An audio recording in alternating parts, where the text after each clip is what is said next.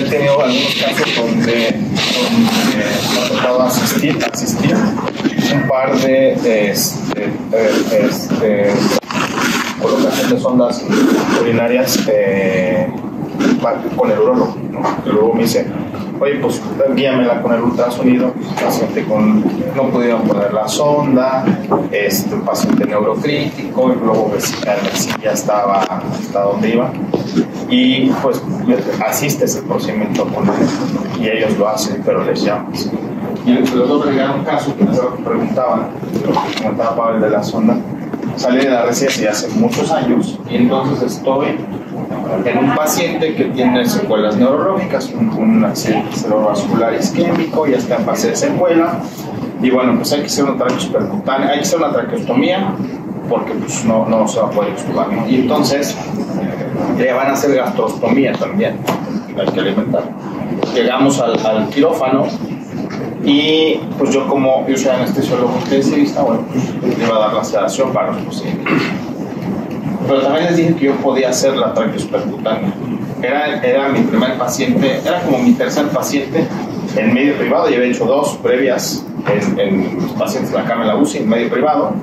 Y bueno, pues con la confianza que es de la residencia, donde vienen haciendo un montón de traqueospercutáneas todo el día. No había eco, no había broncos, pues las vas haciendo así. Entonces dije, no, bueno, pues estando ahí, ya. Pero siempre estás en la residencia, estás con más gente. Y llega el cirujano endoscopista, una cirujana general, hace la gastros, y le digo, bueno, pues vamos a la traqueos. Lo lógico y lo común es que los cirujanos hubieran hecho la traqueos. Eran 2 cirujanos en la sala y su servidor. Dije, no, y me dijeron, no, pues tú hazlas. Dije, no, pues aquí está el equipo percutáneo, ustedes hagan. Me dijeron, no, pues que percutáneo no sabemos hacer. Dije, bueno, pues yo la hago. Está el endoscopio y hay que, vamos viendo qué se puede hacer. Pues ahí estoy y pues no. De esas nunca había tenido complicaciones en la residencia y esa fue mi primera complicación. Por aventurarme a hacer algo que tenía un respaldo mayor como cirujano, hubo una lesión esofágica. Y bueno, de ahí a correr, poner endoprótesis, y bueno, lo pasé importante, fue bien al paso del tiempo, pero sí de pronto es, como bien se puede conocer los límites y ver la mejor forma de ir haciendo los procedimientos. Y bueno, al final vamos a aprender. Vamos a hablar un poco ahora de la vía aérea, de la evaluación de la vía aérea. Vamos a describir el papel del ultrasonido enfocado en manejo de cómo lo podemos utilizar y qué herramientas nos puede dar el eco. Vamos a identificar los principales marcadores ultrasonológicos de vía aérea y describir la técnica de confirmación temporal de cómo vemos un tubo en la vía aérea, como tal el doctor Néstor Belmonte, que podemos ver el tubo con alta fidelidad con el ultrasonido. Ha demostrado una amplia utilidad en la evaluación del paciente grave y es un método dinámico y rápido para la evaluación. Cuando yo como anestesiólogo hablo de vía aérea y ultrasonido, la realidad es que en lo que aprendemos el equipo, el anestesiólogo ya intuba al paciente. Los urgenciólogos ya intuban al paciente. Y en terapia intensiva regularmente los pacientes llegan intubados. Pero sí hay puntos que tenemos que marcar. Cuando hablamos de vía aérea, como comentaba al inicio, debemos de tener planes de acción. No sé cada vez que van a intubar pacientes si realmente hagan un plan de acción para el acceso a la vía aérea o solamente intuban. O sea, todos debemos tener en la mente un plan A, un plan B, un plan BC, un plan D, ¿no? Y el plan D actualmente en las guías dice que debe ser un abordaje quirúrgico. Y no sé si estemos preparados o se preparan cada vez que tenemos un paciente en el manejo de la vía aérea donde el paciente llega a una urgencia real. Hace rato comentaban que la traqueostomía no es una urgencia real. Afortunadamente la mayoría de los pacientes pueden ventilar. Nadie se muere por no poner un tubo en la garganta, siempre y cuando el paciente se ventile. Pero cuando tenemos un paciente que no se puede ventilar y que no se puede intubar, entonces tenemos que tener acceso a una vía aérea quirúrgica. Y esa sí es de ya. Y regularmente, y seguramente por eso lo comentaba, no vamos a hacer una traqueostomía, vamos a hacer una crico de urgencia que pueden tornarse catastróficas cuando no limitamos o delimitamos bien el punto donde vamos a tener acceso a la membrana cricotiroidea. y de ahí podemos hacer, y hablando de quirúrgicas, podemos hacer una retrógrada o una ventilación jet, o debemos de buscar el punto donde vamos a hacer la incisión o una traqueotomía percutánea de urgencia. Cualquier procedimiento quirúrgico nos puede apoyar en esta parte. El ultrasonido, comentaba que siempre nos puede servir de identificación de estructuras y de marcador para poder tener, si se nos presenta una urgencia, donde poder abordar una vía aérea quirúrgica. Nos ayuda para predecir una vía difícil, delimita estructuras en la realización de vía aérea quirúrgica y confirma de manera indirecta la intubación endotraqueal y descarta sobre todo la intubación esofágica. Y a esto le podemos sumar que cuando ponemos el tubo podemos bajar el transductor al pulmón y podemos saber si nuestro tubo está bien colocado o no está canulado un bronquio de más, y que podamos estar ventilando los dos pulmones a la par, ¿no? Entonces vamos a definir marcadores de vía aérea a través del ultrasonido. Va a ser el cartílago tiroides de superior a inferior, el cartílago cricoides, anillos traqueales, y algo bien importante es definir la interfase mucosa-aire en la tráquea, que es esa línea que comentaba el doctor Raimondi, donde va a ser nuestro marcador de la vía aérea, tanto en plano longitudinal como en plano transversal. El transductor que regularmente vamos a utilizar, o el que se debe utilizar para esta evaluación de la vía aérea, es un transductor lineal. Bueno, aquí mencionan, y casi todos lo mencionan como los de 7.1 MHz, pero pueden ir entre 7 y 12. Son transductores de alta frecuencia y con una profundidad que nos van a dar una profundidad máxima entre 4 y 6 centímetros. Ayer, bueno, en los principios de ecografía básica, los transductores de alta frecuencia dan poca profundidad y tienen una mejor definición, a diferencia de los transductores de baja frecuencia, como son complejos sectoriales, que dan más profundidad y nos dan, pues, en una menor calidad de imagen. Entonces vamos a ver las proyecciones ultrasonográficas. Hay que considerar los planos anatómicos para ver qué tipo de cortes o cómo vamos a acomodar nuestro transductor. Vamos a tener vistas transversales, vamos a ver vistas sagitales y vamos a poder hacer vistas,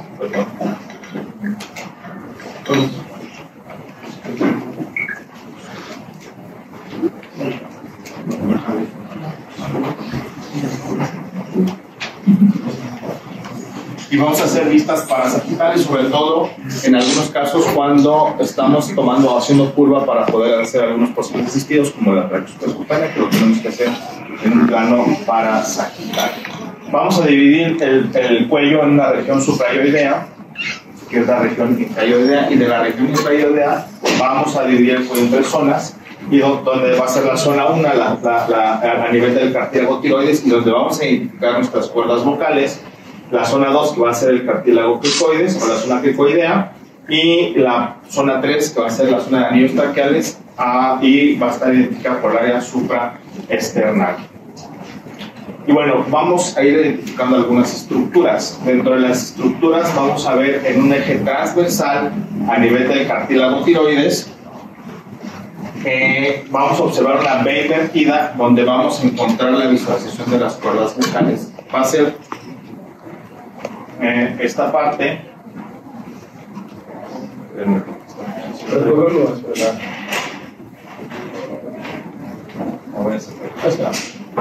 Aquí están las cuerdas vocales. Vamos a poner el transductor a nivel del cartílago tiroides y podemos ver la B invertida donde vamos a definir las cuerdas vocales. Estas van a ser estructuras hiperecogénicas de forma triangular.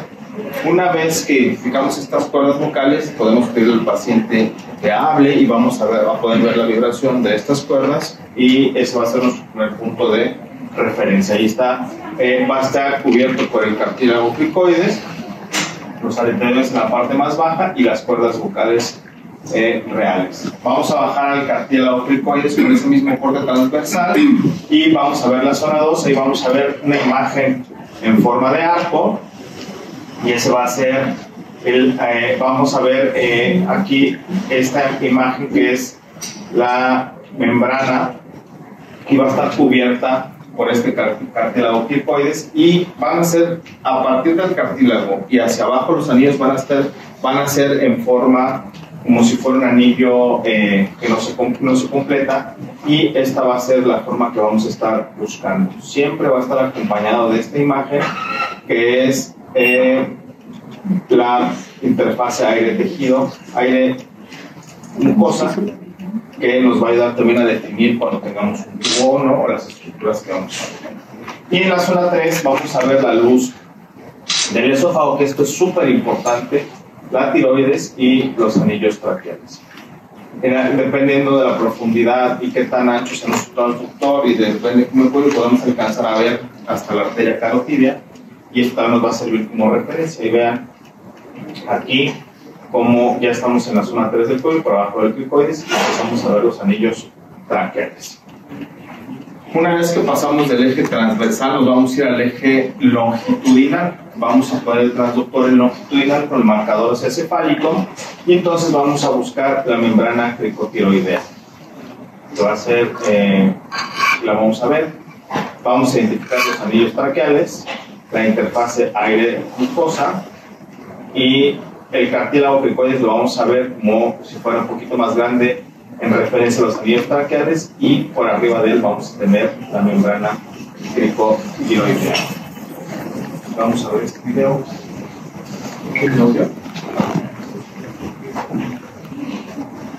La posición adecuada es la hiperextensión del cuello, siempre y cuando el paciente lo permita. Bueno, la idea es ir haciendo la identificación con nuestros cortes transversales y longitudinales. Vamos a ver nuestro transductor en una posición transversal. Vamos a ponerlo inicial en el cartílago tiroides.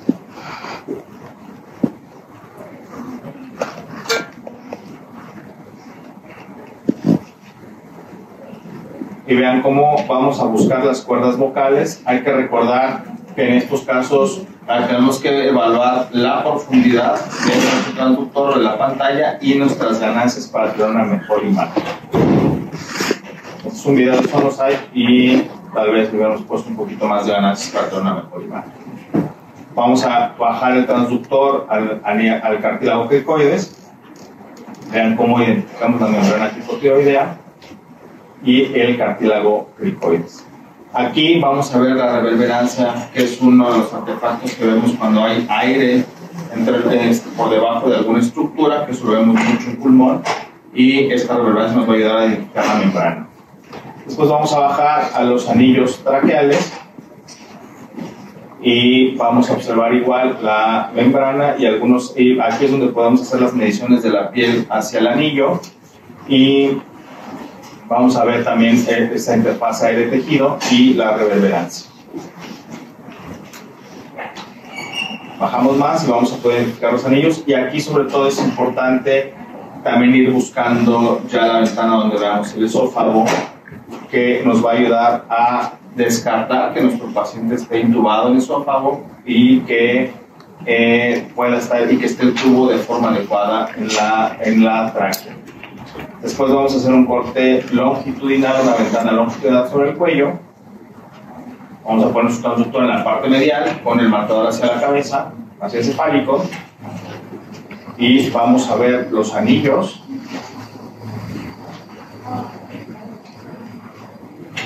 Los anillos traqueales, el cartílago cricoides y la membrana cricotiroidea.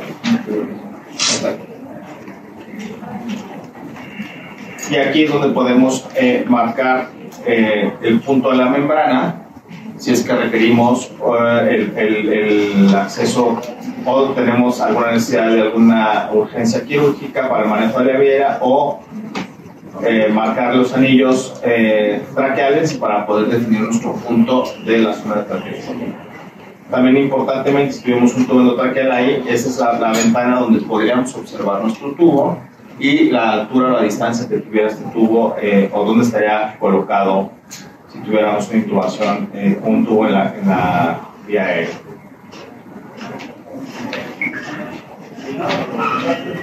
¿Cómo podemos saber si nuestro tubo está de forma correcta colocado cuando hemos hecho una intubación? Hay algunos datos como es la tormenta de nieve o flúter breve y el signo de la bala. Cuando vieron el anillo traqueal, se ve como si fuera un semicírculo. Cuando ponemos un tubo, ese tubo se rompe, la interfaz aire-tejido de la que hemos estado hablando mucho también se pierde, y entonces vamos a tener una sombra acústica en forma de la punta de una bala, y por eso le llaman signo de la bala. Vamos a colocar el transductor de forma transversal en la ventana supraesternal y vamos a identificar la zona de la tráquea y el esófago, como ya lo vimos, en una ventana transversal, y eso nos va a ayudar a identificar si nuestro tubo está colocado de forma adecuada.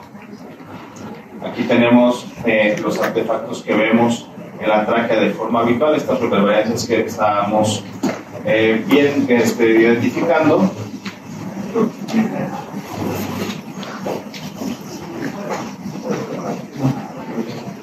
Bueno, cuando vemos esta imagen donde nuestra interfase aire-tejido se mantiene y vemos aquí esta sombra ecogénica que no teníamos en el esófago, quiere decir que nuestro tubo se fue al esófago y no está en la vía aérea como debería de estar.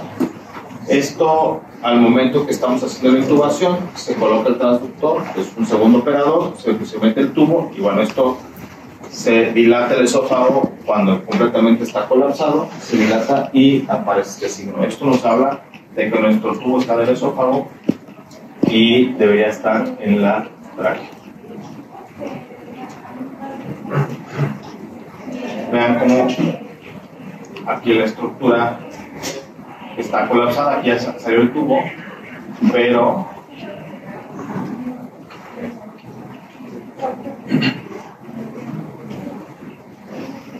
ahí se ve que está dilatado el esófago cuando no debería estarlo, y cuando sacamos el tubo se colapsa. Eso ya es hemos sacado el tubo del estómago y ya hay que hacer otra maniobra para ya intubar a este paciente. Vamos a identificar la membrana cricotiroidea. Hay que localizar la horquilla external y colocar el transductor visualizando la tráquea en la pantalla de forma transversal, y vamos a ver esos anillos traqueales. Vamos a ir deslizando el transductor de forma lateral del lado derecho del paciente hasta que la línea media de la tráquea se encuentra al borde derecho de la pantalla. Esto es ya para hacer una ventana un poquito ya más lateral y poder visualizar la tráquea. Regularmente evaluamos centralidad y en este caso vamos ya a hacerla un poco, la vamos a llevar hacia la derecha de la pantalla y vamos a usar nuestro transductor para hacer una ventana longitudinal o para sagital, y vamos a identificar este signo que le llaman collar de perlas, donde vamos a ver los anillos traqueales y donde haga un escalón y veamos un anillo un poco más alto, más grande, este va a ser el cartílago cricoides. Pero es importante identificar los anillos traqueales en una ventana longitudinal o para sagital. Posterior a esto, este es el escalón que comento, por arriba de la membrana cricotiroidea vamos a encontrar, del cartílago cricoides, vamos a encontrar la membrana cricotiroidea. Ahí es donde vamos a marcar, y si hubiera que hacer alguna intervención de urgencia, bueno, pues ahí vamos a tener ese punto para la intervención. Aquí está la membrana, se identifica utilizando una aguja por debajo del ultrasonido, lo podemos hacer buscando la sombra acústica que genera esto en el borde superior del cartílago cricoides. Anillo de perlas o el signo de las perlas, escalón, membrana cricotiroidea, y por arriba de la membrana, el cartílago cricoides, y por arriba del cartílago, membrana cricotiroidea. Y después de eso sigue el cartílago cricoides. Podemos dejarla marcada con una aguja, si es que vamos a hacer algún procedimiento ya quirúrgico, y sobre todo si vamos a intervenir la membrana cricotiroidea, si no solamente la marcamos con el transductor y la podemos marcar con una marca de tinta para cualquier situación. El uso del ultrasonido en el manejo de vida se vuelve actualmente realmente indispensable para el abordaje. La realidad es que cuando hablamos de la ultra y vía aérea, como que lo vemos como muy tardado estar haciendo la visualización, pero debe hacerse parte de nuestro procedimiento habitual cuando hacemos una evaluación de accesos vasculares centrales. Deberíamos detenernos también a hacer un poco de evaluación de vida para ver cómo está conformada nuestra tráquea, nuestros anillos, y considerarla, porque ahora también la realidad están haciendo procedimientos quirúrgicos más de forma más temprana, ya lo comentaba. Hoy en la terapia en la que trabajo pues muchos de los casos es entre personas a los 7 días, los más pacientes. Antes el corte era como a los 15 días y ahora ya estamos haciendo más temprano, entonces estamos enfrentando procedimientos de forma mucho más temprana. La verificación de la ultrasonido de la adecuada intubación es un modo que los proveedores entrenados se vuelve un gran apoyo a la oración del paciente. ¿Alguien usa videolaringoscopio para la intubación? Nosotros también. ¿Y qué tan seguros se sienten usando videolaringoscopio? ¿Así si el tubo está ahí? No. Si no está anulado, o sea, si no tiene anulado el tubo. Con canal de trabajo. Ajá, si no tiene canal de trabajo. Claro. Sí, el error es muy común con son de laringoscopio porque ponemos el tubo sin guía o sin buggy o sin nada y regularmente se va muy posterior. Porque las hojas de los videolaringoscopios son diferentes a las hojas convencionales y nuestra maniobra que seguimos haciendo con videolaringoscopio sigue siendo la misma maniobra que hacemos con un laringoscopio convencional. Entonces debemos de cambiar un poco la forma. De entrada entra diferente. Si los que usan videolaringoscopio tienen que recordar que el videolaringoscopio va a entrar de forma central en la boca, no lateral como el laringoscopio convencional. Pero sí sigue siendo una herramienta útil esta parte, a pesar de que tengamos un dispositivo de visualización pues un poco indirecta, pero con cámara, como es el videolaringoscopio. El sábado precisamente tuvimos un paciente con 35 años, una fractura a nivel de C6, C7, con sección medular, ya instrumentado, pero con un cuello un poco corto, y por alguna razón ya estaba despierto, estaba ventilando, pero hacía mucha retención de CO2. Entonces, pues estábamos revisando, estábamos ventilando, estaba en soporte en espontáneo, pero de pronto pues tenía mucho CO2, lo quisieron aspirar, no pasaba la zona de aspiración. Tenía un tubo 7, una persona como de 1,75. Entonces decidimos cambiarlo un tubo, o intentar cambiarlo un tubo 8. Y pensábamos que el tubo estaba tapado. Entonces hicimos una maniobra con videolaringoscopía, con buggy, listo por cualquier cosa, y ya, todo listo. Bueno, pues ya saben que es la de siempre. Estamos viendo con el videolaringoscopio, sale el tubo, no podemos hiperextender, una epiglottis sumamente larga, bailarina, canulamos con un tubo 8 que apenas estaba justo, metimos con guía y apenas entró a apretar ahí, pero nos costó trabajo canularlo. Lo pusimos, pero todo el mundo ventilaba, porque el tubo que traía venía limpio. Bueno, limpio inclusive que no traía mocos como pensamos que iba a estar tapado. Y entonces pues no ventilaba y no mejoraba la saturación. Entonces decidimos empezar a ventilar con 20. Y una de esas ventiladas se vino todos los mocos con el tubo nuevo.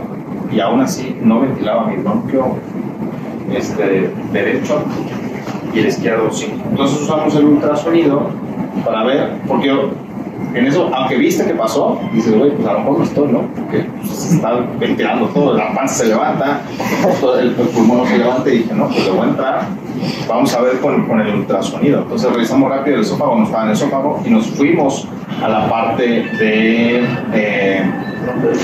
del tórax. Y bueno, pues se movía mi pleura izquierda y mi pleura derecha, ¿no? Entonces decidimos retirar un poco el tubo y empezó a ventilar. Cosa rara porque siempre se canula casi siempre el derecho más que el izquierdo, pero bueno, se canula al revés. Y bueno, pues sí, nos apoyamos del eco para poder, pues poder decidir o la toma de decisiones. Que siempre que hacemos un procedimiento tenemos todas las herramientas allá a la mano para cualquier situación. Bien, entonces y bueno, pues definir las estructuras y marcar las estructuras como anillo traqueales de humana, creo que la idea cartílago tiroides para cualquier intervención de urgencia siempre va a ser adecuado asistirlas con el ultrasonido. Entonces, ¿tienen alguna pregunta o comentario? Si no, vamos contigo. Doctor, ¿esos procedimientos no es como un procedimiento tradicional portátil o pudiéramos entrarlos como un portátil? Sí, para evaluación y marcaje puede ser con cualquiera que tenga un transductor lineal. Hay que recordar que todos los transductores que son inalámbricos, o que son por Bluetooth o por interfaz de Wi-Fi, van a tener un retraso en la imagen. Son segundos, son muy poquito tiempo en segundos, pero siempre hay que considerar que puede tener un poco de retraso de imagen en lo que el transductor toma la imagen y llega a la pantalla que estamos utilizando, sobre todo considerando accesos vasculares que quieran decirlo en tiempo real, que queremos estar viendo la aguja en tiempo real, pero para la evaluación sirve cualquier transductor que tenga una línea, eso no importa, perdón, a la anécdota que contó, lo primero que hicieron fue checar que no estuviera en esófago y después vieron si deslizaba una pleura. Ah, ok, y entonces cuando no vieron que una no deslizaba fue cuando decidieron retirar. Okay. Pero sí, yo metí el tubo, pues mi residente estaba haciendo la endoscopia y no podía canular y yo lo canulé a su lado, pues. Yo vi que entró, pero de todos me quedaba la Bien, bueno, pues vamos a continuar. Si no hay alguien más, de todos modos, hablando en la práctica, vamos a trabajar con la caída. La caída va a ser difícil trabajarnos, porque después que en la tráquea ya entra ambulancia, que no vamos a alcanzar a ver. Podemos ver la distancia, a lo mejor, de la membrana hacia la punta del tubo, en la parte más superior, en la zona 2 o 3 del cuello. Pero ver si llegamos hasta abajo. Ahí nos apoyamos de las ventanas pulmonares. Y siempre les comento que la evaluación previa antes del procedimiento es adecuada. Si este paciente hubiera tenido un neumotórax, el neumotórax no identificado por cualquier situación, a lo mejor su maniobra fue: vamos a poner un catéter central y después lo intubamos porque vamos a poner la semilla, y trae un neumotórax y ustedes intuban y canulan más el bronquio derecho y que el neumotórax fue izquierdo, esa pleura no se va a mover. Pero si canulas más y canulas el bronquio derecho y se mueve la pleura derecha y la izquierda no se mueve, no porque esté canulado o no el bronquio, sino por un neumotórax, no lo vamos a poder saber, porque tiene dos problemas: uno que está canulado el bronquio derecho y está con un neumotórax izquierdo. Si tú retiras el tubo, sigue ventilando o se mueve la pleura derecha y la izquierda no se mueve, tu razonamiento va a ser: lo voy a seguir sacando y lo puedes extubar, pero no has identificado un neumotórax. Pero si antes de intubar haces una ventana pleural y ves que las dos pleuras se mueven, y después de tu maniobra ves que una no se mueve, algo pasó, ¿no? Puede ser que se canuló o puede ser que hizo un neumo espontáneo, algo pasó. Pero si desde el principio, antes de intubar, ves que la pleura derecha se mueve y la izquierda no se mueve, probablemente después el tubo va a seguir sin moverse, pero no va a ser cuestión del tubo, sino un problema que tienes que identificar que estaba previo a tu procedimiento. Entonces, siempre recomendamos hacer una evaluación previa, si es posible durante y posterior a los procedimientos, para ver qué está pasando. Este es un caso que les pongo mucho a los alumnos en los cursos de manejo de vía aérea. Neumotórax izquierdo, que canularon el bronquio derecho, que revisan los pulmones, sacan el tubo, se mueve el derecho y el izquierdo sigue sin moverse. Entonces, ¿qué hacen? En vez de buscar un neumotórax, siguen sacando el tubo hasta que exhuman el paciente. Van sacando. Y la pleura izquierda nunca se va a mover. Que ya mejoraron, puede ser que sí esté para el bronquio derecho, pero también tiene un neumotórax. Entonces, es muy común eso. Pero hay que hacer una evaluación previa y posterior. ¿Algo más?